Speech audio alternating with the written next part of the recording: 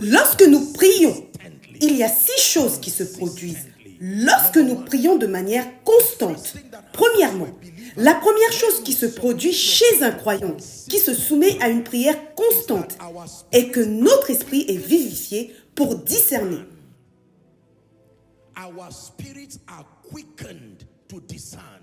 Nos esprits sont réveillés et affinés pour discerner. La vivification de l'esprit qui mène au discernement est le premier don que vous recevez lorsque vous êtes constant dans la prière. Cette vivification de l'esprit conduit au discernement. Regardons Philippiens 4, versets 6 à 7. La Bible dit, « Ne vous inquiétez de rien ». Ici, le mot « s'inquiéter » fait référence à l'anxiété. Mais en toute chose, par la prière et par des supplications, avec des actions de grâce, faites connaître vos besoins à Dieu. Que se passe-t-il ensuite au verset 7? Il est écrit « Et la paix de Dieu qui surpasse toute intelligence gardera vos cœurs et vos pensées en Jésus-Christ. » Vous voyez ce qui se passe ici? Quelque chose se produit en vous, au-delà du domaine de la compréhension humaine. Cette paix gardera votre cœur et vos pensées. Cela signifie qu'il s'agit d'une forme de discernement où la paix de Dieu protège à la fois votre cœur et votre esprit, agissant comme un système de régulation. Cette paix parle. C'est une forme de langage spirituel. Lorsque la paix de Dieu peut garder votre cœur et votre esprit, c'est un signe de discernement spirituel. Beaucoup de personnes n'ont jamais expérimenté cela, car elles ne se sont pas soumises à une prière constante. Écoutez-moi bien. Vous n'avez pas besoin d'être un intercesseur. Il suffit d'être sérieux avec Dieu et avoir de la détermination pour votre destinée. Dès que vous prenez la décision dans la droiture de vous soumettre à une prière constante, prière constante, prière constante, priez en esprit, priez en langue, vous accédez à la vivification de l'esprit. Qu'est-ce que cela signifie? Je vous ai souvent enseigné que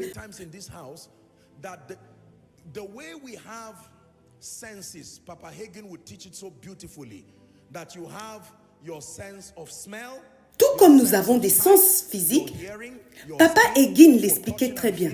Vous avez l'odorat, la vue, l'ouïe, le toucher et le goût. Il est dit qu'il y a 5 sens biologiques, mais dans le domaine spirituel, il y a plus que 5 sens.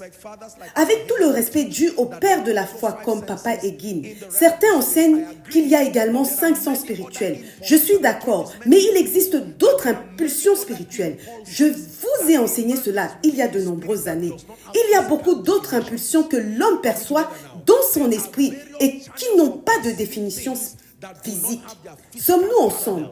Il y a divers canaux de perception spirituelle qui n'ont pas d'équivalent physique. Vous ne pouvez pas toujours les exprimer avec des mots. Et pourtant, vous savez que vous avez perçu des choses dans l'esprit. Il y a l'écoute et l'écoute dans l'esprit. Il y a la vision et la vision dans l'esprit. Il y a le ressenti et le ressenti dans l'esprit. Mais il y a aussi d'autres canaux de perception que la biologie ne peut pas expliquer. Pourtant, ils existent. C'est comme si votre corps était connecté à plusieurs mécanismes supérieurs de perception. Laissez-moi vous dire ceci. Si vous priez de manière constante, vous serez capable de discerner instantanément. Je ne parle pas ici des émotions ou des biais humains. Vous pouvez savoir lorsque Dieu est présent dans une situation et lorsque Dieu n'est pas présent. Votre esprit a été vivifié. Vous pouvez serrer la main de quelqu'un sans comprendre pourquoi vous ressentez ce que vous ressentez. La personne n'a rien de mauvais, car dans le domaine physique, tout semble correct. Mais votre esprit peut percevoir l'avenir dès maintenant. Vous pouvez rencontrer quelqu'un de très aimable aujourd'hui, mais votre esprit combat déjà contre des problèmes qui pourraient survenir en 2026. Vous ne pouvez pas forcément dire pourquoi, car aujourd'hui, rien n'indique un danger. Ce partenaire commercial semble parfait, mais votre esprit a déjà perçu quelque chose. Il capte des impulsions au-delà de l'instant présent. Permettez-moi de vous dire ceci. C'est ce que signifie la paix de Dieu qui garde vos cœurs et vos pensées. Lorsque vous vous soumettez à la prière et que votre esprit est agité, même si tout semble calme physiquement, continuez à prier, continuez à prier. Sommes-nous ensemble? Les réalités spirituelles ne sont pas comme les réalités physiques. Et si vous ne savez pas discerner, vous allez passer à côté de beaucoup de choses. Certaines personnes aujourd'hui, avec tout le respect dû, sont décédées alors qu'elles n'auraient jamais dû mourir. Elles n'ont pas formé ce sens du discernement. Elles sont montées dans une voiture et tout autour d'elles, le Saint-Esprit essayait d'utiliser chaque moyen possible pour les avertir. Mais elles n'ont pas pu percevoir ces signaux. Elles n'ont pas eu non plus l'intelligence spirituelle nécessaire pour prendre autorité sur la situation. C'est cela la vivification de l'esprit. Avez-vous déjà rencontré quelqu'un pour la première fois et senti une connexion immédiate, comme si vous connaissiez cette personne depuis 5 ans?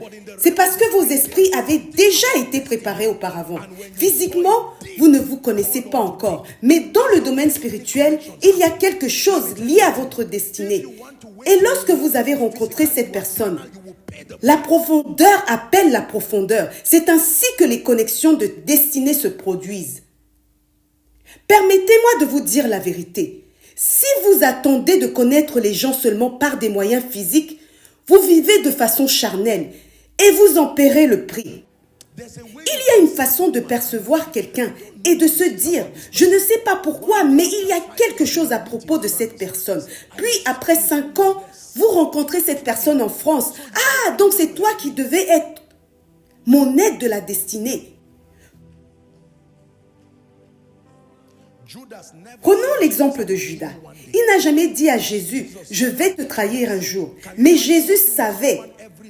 Pouvez-vous imaginer marcher avec quelqu'un tous les jours, sachant qu'il est celui qui vous trahira? Jésus lui a même dit, ce que tu fais, fais-le vite. Et Judas est parti et a réellement exécuté le plan en vitesse. Quelle ironie, n'est-ce pas? On lui a dit ce qu'il allait faire, mais il a fait quand même. Les disciples ont pensé que Jésus parlait d'argent, mais en réalité, il s'agissait de bien plus. Je ne peux vous dire combien de personnes ont été sauvées grâce à leur capacité de discernement. Mais il y a aussi des gens qui ont manqué le programme prophétique de Dieu pour leur vie. Dieu allait à gauche et eux, ils sont allés à droite. Puis ils se sont arrêtés se demandant, Dieu, où es-tu? Et Dieu leur a répondu, je suis de l'autre côté de ton discernement. Dans ces temps de la fin, vous devez prier pour recevoir le discernement. Il y a un chemin qui semble juste à un homme, mais à la fin, ce sont les chemins de la mort. La première chose qui se produit lorsque vous vous donnez à la prière, c'est que vous cessez d'interpréter la vie seulement par ce que vous entendez ou voyez. Prêtez-moi votre attention. Beaucoup de personnes sont vaincues aujourd'hui parce que leurs principaux canaux pour percevoir et interpréter la vie sont leurs yeux, leurs oreilles et leur cerveau. Si mes yeux voient que c'est bon, si mes oreilles entendent que c'est bon, et si je ressens que c'est bon, alors je le fais. Mais c'est une mission suicidaire.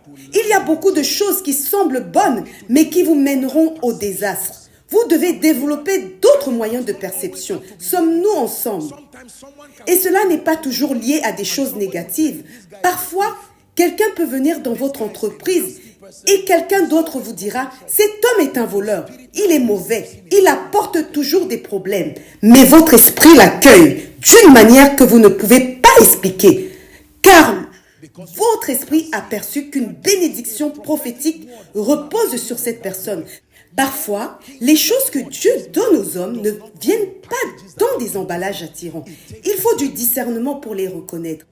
Are we together now? Yes. It takes discernment.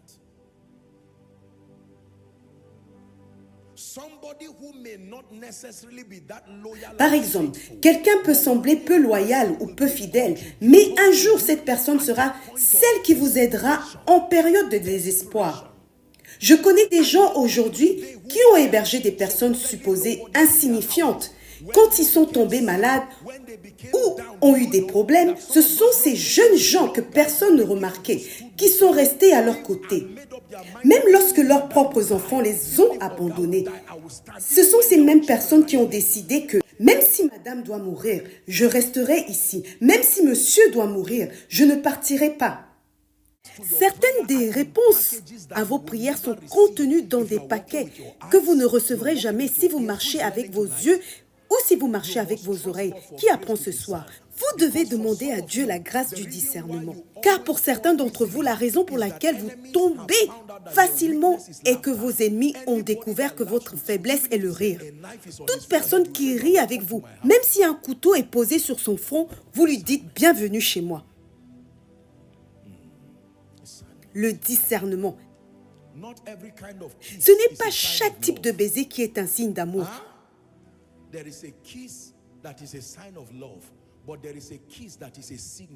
Il y a également des baisers qui sont des signaux. Voici la personne qui doit mourir dans cette famille. Voici la personne qui doit chuter dans cette famille. Je prie pour vous, là où vous vous êtes mis dans le pétrin, par vous-même, parce que votre esprit n'a pas discerné. Que Dieu affine votre discernement à partir d'aujourd'hui. Que Dieu affine votre discernement. Pour beaucoup de personnes, nous sommes contrôlés par notre salaire. Je ne dis pas que c'est mal. Je ne veux pas paraître insensible. Je comprends bien la douleur et les défis que cela représente pour les gens. Cependant, je vous explique pourquoi de nombreux croyants se retrouvent en difficulté. Ils sont gouvernés par des choses physiques. Lorsque l'ennemi veut vous écarter de votre destinée, il agite devant vous l'appât d'un meilleur salaire. Il est possible que pour 100 000 $ de plus dans votre vie, vous reculiez littéralement de 10 ans sur le plan spirituel et personnel. La première chose qui se produit lorsque nous prions, c'est que nous sommes vivifiés par le Saint-Esprit, ce qui nous permet de discerner. Passons maintenant au deuxième point. What happens when we pray? We receive the prophetic blueprint for every season of our life. Nous recevons, deuxièmement, le plan prophétique pour chaque saison de notre vie. Écoutez bien ce point car il est crucial. Lorsque nous prions, nous recevons dans la prière non seulement le plan prophétique pour notre destinée globale, mais également pour chaque saison de notre vie. Dieu peut vous montrer votre fin, votre destination ultime, mais vous n'y arriverez jamais si vous ne connaissez pas les plans des saisons. Permettez-moi de vous expliquer ceci. Ce que vous appelez destinée est en réalité la somme de plusieurs saisons dans votre vie. Si vous ne savez pas comment recevoir le plan prophétique pour chaque saison, vous manquerez les moments prophétiques. Regardons quelques écritures. 1 Corinthiens 2, versets 9 à 10. Mais comme il est écrit, ce sont des choses que l'œil n'a point vues, que l'oreille n'a point entendues, et qui ne sont point montées au cœur de l'homme. Des choses que Dieu a préparées pour ceux qui l'aiment. Écoutez bien cela. Il y a des réalités, des dimensions que Dieu a préparées pour ceux qui l'aiment. Verset 10. Dieu nous les a révélés par l'Esprit, car l'Esprit sonde tout, même les profondeurs de Dieu. Remarquez que même si ces choses sont préparées, cela ne signifie pas qu'elles se manifesteront automatiquement dans votre vie. Elles sont préparées, mais cachées, préparées, mais voilées. C'est dans le lieu de la prière que vous donnez l'occasion au Saint-Esprit de vous les révéler. Parce que c'est uniquement par l'Esprit que ces choses peuvent être révélées. Dans la prière, l'Esprit commence à sonder toutes choses, même les profondeurs de Dieu. Et ces choses, dit la Bible, ont été ordonnées pour notre gloire. Lorsque nous prions, nous recevons le plan prophétique pour chaque saison. Permettez-moi de partager une histoire personnelle. Depuis que Dieu m'a appelé, j'ai déjà vu des visions des nations. J'ai vu des visions de nombreuses personnes. Mais combien d'entre vous savent que j'aurais quand même pu échouer dans le ministère malgré ces visions? Lorsque ma saison à Zaria a pris fin, je n'avais pas vu dans la vision initiale où j'irais ensuite. Vous voyez cela? Vous pouvez avoir une vision d'ensemble, mais chaque saison exige que vous receviez un plan prophétique spécifique pour guider la prochaine étape. En toute honnêteté, j'ai commencé à ressentir dans mon esprit, par ces impulsions de discernement, que ma saison à Zaria arrivait vraiment à sa fin. Mais est-ce que c'était Abuja, Jos l'Amérique ou le Royaume-Uni, j'avais ressenti que Koinonia s'exprimerait dans tous ces endroits. Mais lequel était le prochain? Cela, je ne le savais pas encore. Si Dieu vous guide, l'une des manières dont vous le saurez, c'est qu'il ne vous montrera jamais tout d'un coup. Non, c'est page après page. Ne pensez pas qu'il va vous donner le livre entier et dire « voilà, pars ». Vous devez revenir vers lui page après page. Vous aurez besoin de dire « Seigneur, j'ai épuisé la page 5. Prépare-moi pour la page 6. » Vous devez vous soumettre à nouveau. Certains d'entre vous ont bien commencé, mais vous êtes sur le point d'avorter la prochaine saison parce que vous avez fait une supposition aveugle, puisque la page 1 à 5 s'est bien déroulée. Les pages suivantes se passeront bien également. J'ai commencé à prier chaque jour sincèrement en disant « Seigneur, pour l'amour de ton nom, que je ne manque pas la prochaine étape. Où veux-tu que je sois ?» Rappelez-vous ce que je vous ai dit. Je me demandais pourquoi Dieu prend parfois du temps pour répondre. Et laissez-moi vous dire que si vous êtes une personne de foi, vous devez équilibrer votre compréhension de la foi avec ce que je viens de vous enseigner. Sinon, vous serez frustré. Ce n'est pas à chaque fois que Dieu donne des réponses immédiates. Et cela ne l'empêche pas d'être Dieu. Il y a du profit dans le processus. Et lorsque Dieu trouve cela dans la vie d'un croyant, il retient intentionnellement les réponses pour développer sa capacité et produire la puissance. Je me souviens avoir prié et les semaines sont devenues des mois. Je priais et un jour, comme d'habitude, je faisais ma prière habituelle et une vision s'est ouverte devant moi. Je n'ai rien entendu, j'ai seulement vu la carte d'Abuja et j'ai su que c'était cela. Et je me souviens avoir jubilé et j'ai dit « enfin !» Voyez toujours qui vous êtes devenu avant que les réponses n'arrivent. Voyez toujours qui vous êtes devenu. Dieu s'intéresse davantage à qui vous devenez qu'à la réponse que vous recevez. Dieu est plus intéressé par ce que vous devenez que par la réponse elle-même. Si Dieu m'avait répondu dès le premier jour, peut-être que je n'aurais pas obtenu ce genre de résultat à la gloire de Dieu. Savez-vous pourquoi? Parce que parfois, lorsque les réponses viennent et que votre chair est encore vivante, vous penserez que c'était dû à votre habileté, à votre niveau de spiritualité. Il y a un niveau de brisement nécessaire. Parfois, Dieu ne répond pas jusqu'à ce que vous fassiez certaines résolutions personnelles avec lui.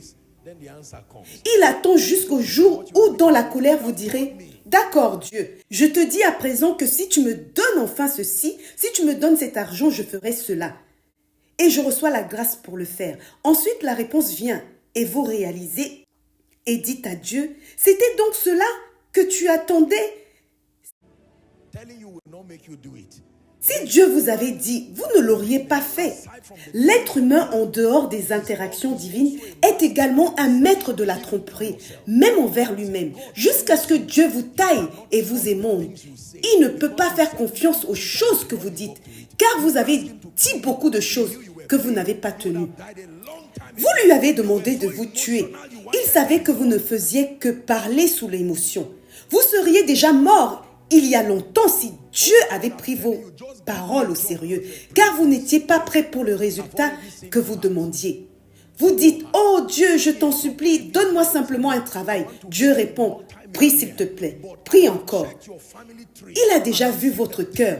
Il sait ce que vous pensez réellement. « Donne-moi un travail, même un petit. » Dieu dit non, car il veut faire de vous un multimillionnaire.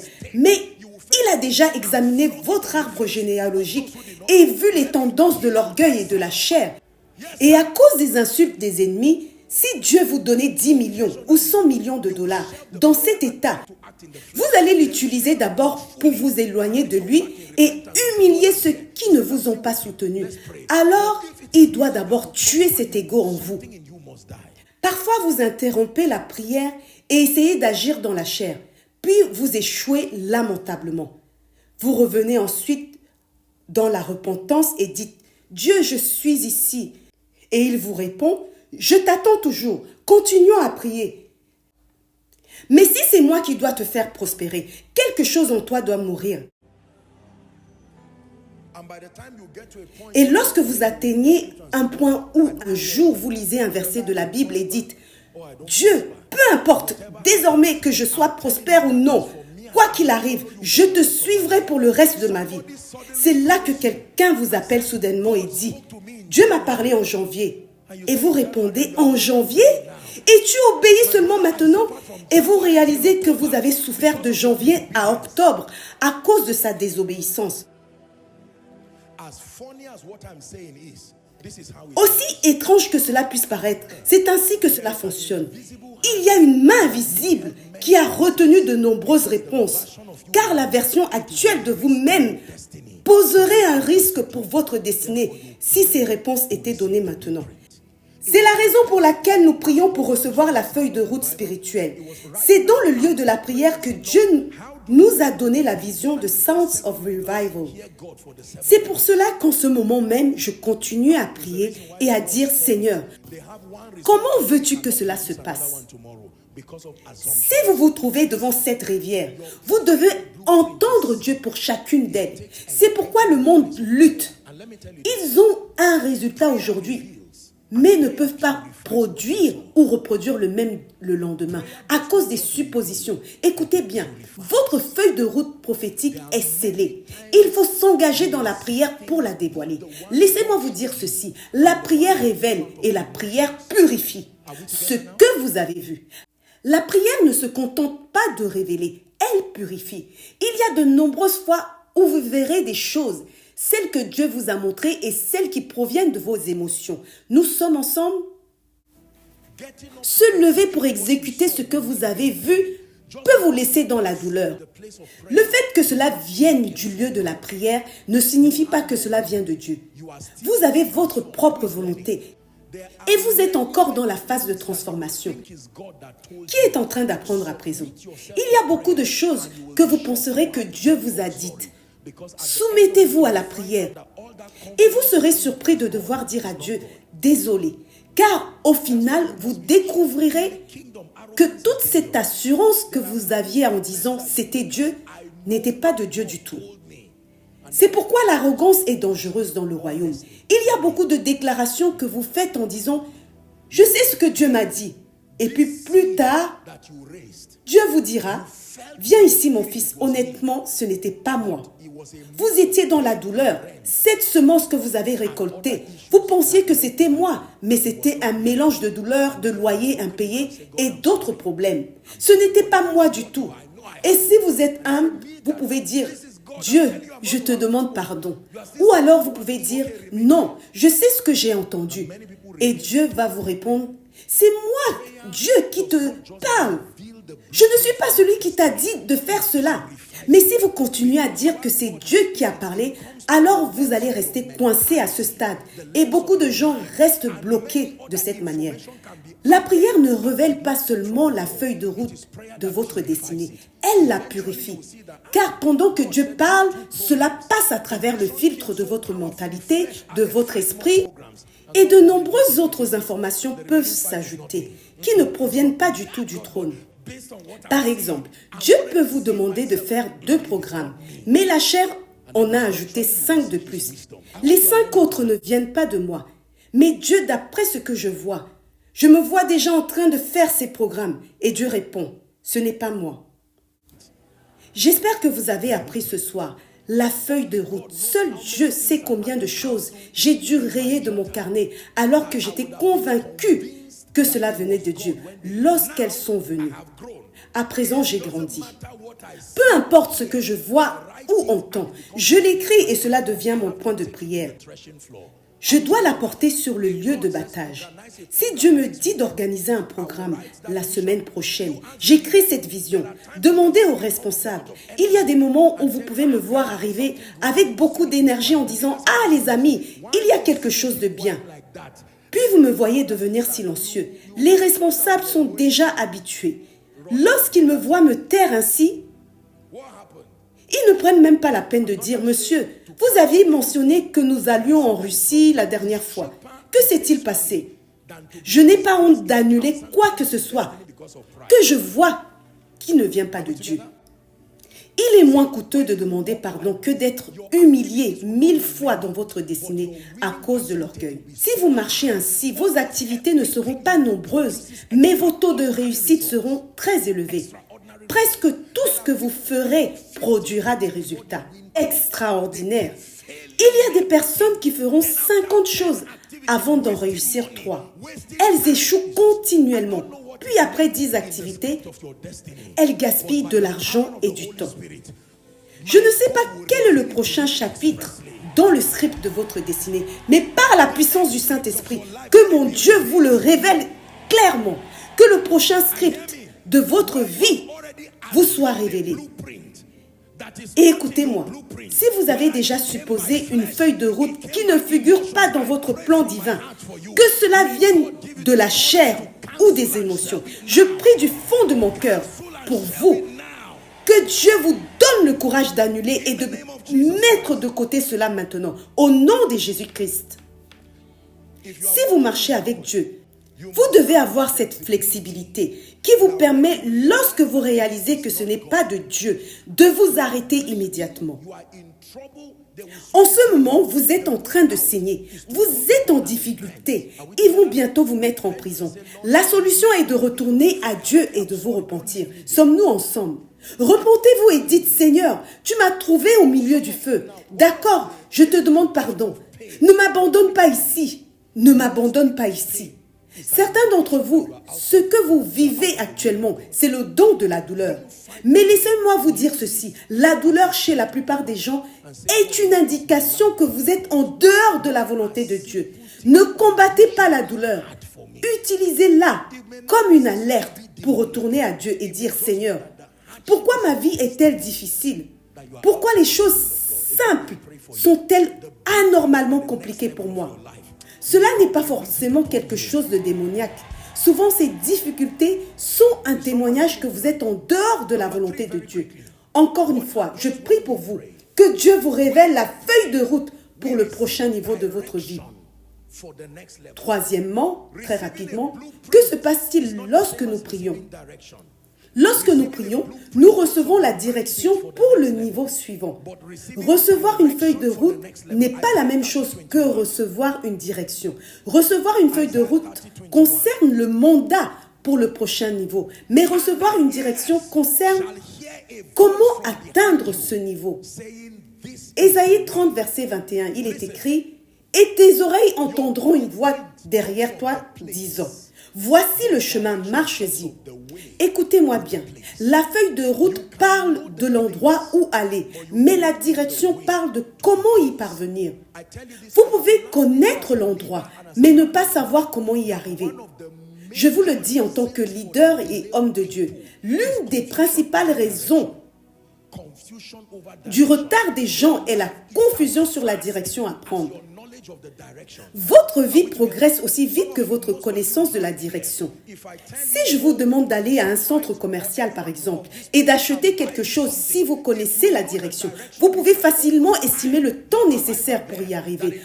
En 5 ou 10 minutes, sauf s'il y a du trafic, vous y êtes. Mais si vous n'avez pas de direction, même si vous connaissez l'endroit, vous pouvez tourner en rond encore et encore, jusqu'à vous retrouver dans une autre ville. Et les gens vous demandent, que faites-vous ici? Vous allez répondre, j'ai commencé un simple trajet pour aller à un centre commercial à 10 minutes d'ici et je n'ai fait que rouler. Le problème n'est pas l'absence de mouvement, mais l'absence de direction.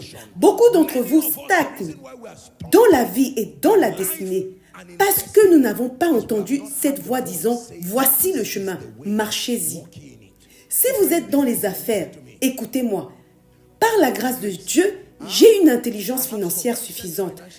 Mais je vous dirai ceci, le plus grand risque que vous puissiez prendre aujourd'hui, c'est de vous fier uniquement au bon sens. Vous allez échouer d'une manière qui fera de votre vie un avertissement pour beaucoup de gens. Le bon sens a détruit des personnes. Vous avez besoin d'une direction divine. Le non-croyant qui fait des affaires n'est pas attaqué parce qu'il sert Satan. Mais vous qui avez fait un vœu à Dieu de ne pas verser de pot de vin, de ne pas tuer et de ne pas être corrompu, vous êtes celui dont le témoignage intéresse Satan. C'est pour cela que vous avez besoin d'une direction. Que quelqu'un dise direction divine. N'agissez jamais sans clarté de direction. Notez bien ceci, ne faites jamais un pas dans votre destinée avant d'obtenir une clarté de direction. 1 Corinthiens 10, 13. Parfois, cette direction divine ne se limite pas seulement à vous montrer où aller, mais elle vous montre aussi comment éviter les problèmes. Lorsque Jésus nous a enseigné à prier, il a dit « Ne nous induis pas en tentation, mais délivre-nous du mal. » Savez-vous ce qu'est une tentation? C'est tout ce qui peut vous capturer et vous emprisonner. Le verset dit qu'il n'y a aucune tentation qui ne soit humaine, mais Dieu est fidèle et ne permettra pas que vous soyez tentés au-delà de vos capacités. Avec cette tentation, il fournira une issue de secours.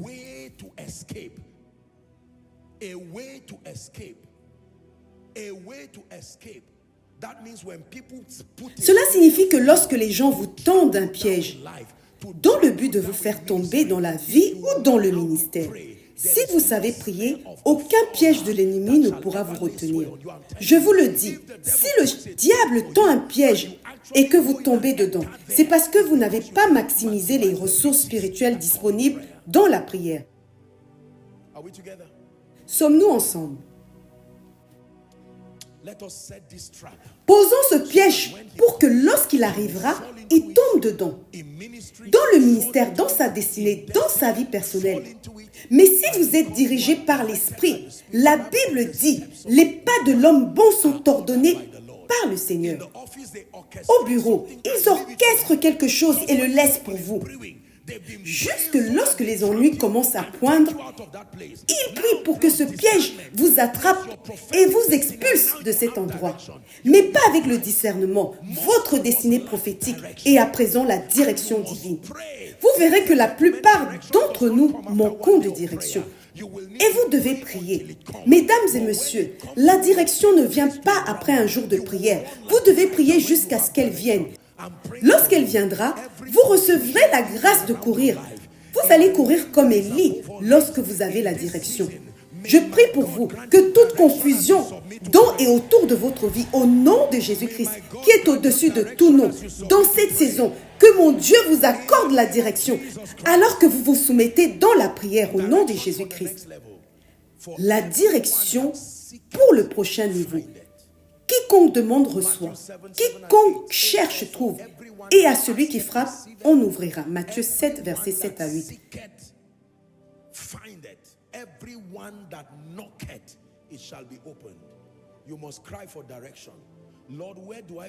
Vous devez crier pour avoir la direction. Seigneur, où dois-je aller maintenant avec ma femme et mes enfants? J'ai perdu mon emploi. J'ai des opportunités d'aller au Canada. J'ai des opportunités d'aller au Royaume-Uni. J'ai des opportunités d'aller ailleurs. Mais Seigneur, cela semble tentant, je l'avoue. Mais je crie pour avoir la grâce. Je crie pour avoir la grâce. Donne-moi la direction. Où dois-je aller maintenant? Quel est le prochain niveau de ma vie? Je sentais dans mon cœur, alors que je priais pour le prochain niveau du ministère, et j'ai vu Baelsa. Cela ne signifie pas que Baelsa est l'endroit où vous devez aller. Cela peut aussi signifier que c'est de là que vient l'attaque. Vous devez prier, ne présumez pas. Pour ma part, si Dieu ne parle pas du prochain niveau de Koinonia, nous restons ici avec honneur. Mais lorsqu'il parle, il n'y a aucune puissance en existence, aucune puissance qui existe qui puisse l'empêcher. Je préfère marquer le temps avec Dieu et passer directement de ce niveau à un autre niveau de victoire que de faire plusieurs sauts sans Dieu. Et la vie finira par vous forcer à retourner à votre dernier endroit d'obéissance et à recommencer le voyage. Quatrièmement, qu'arrive-t-il lorsque nous prions? Lorsque nous prions, nous combattons contre les forces spirituelles qui s'opposent à l'accomplissement de nos destinées. Lorsque nous prions, nous combattons contre les forces spirituelles qui s'opposent à l'accomplissement de nos destinées. Éphésiens 6, verset 12. We wrestle. First three words. For we wrestle. La Bible dit, car nous luttons. For we Car nous wrestle. luttons. The idea there is not a Ce ne sont pas des mots physiques, This is a spirit communication. But that there is a contention. mais une There are communication forces, spirituelle demonic indiquant forces qu'il y a une lutte. Il y a des forces démoniaques déterminées à contrecarrer la prophétie, à empêcher les desseins de Dieu de s'accomplir dans votre vie. What governs Je vous ai enseigné que ce qui motive l'attaque de Satan contre vous, c'est ce que Dieu a dit à propos de votre vie. Si Dieu n'a rien dit à propos de votre vie, je vous assure que Satan n'est pas vraiment intéressé par vous. tell you he's busy. Vous pouvez même vous offrir pour être attaqué. Mais il vous dira qu'il est occupé. Ce qui rend Satan intéressé par vous, c'est qu'il a entendu la voix de Dieu dans votre direction.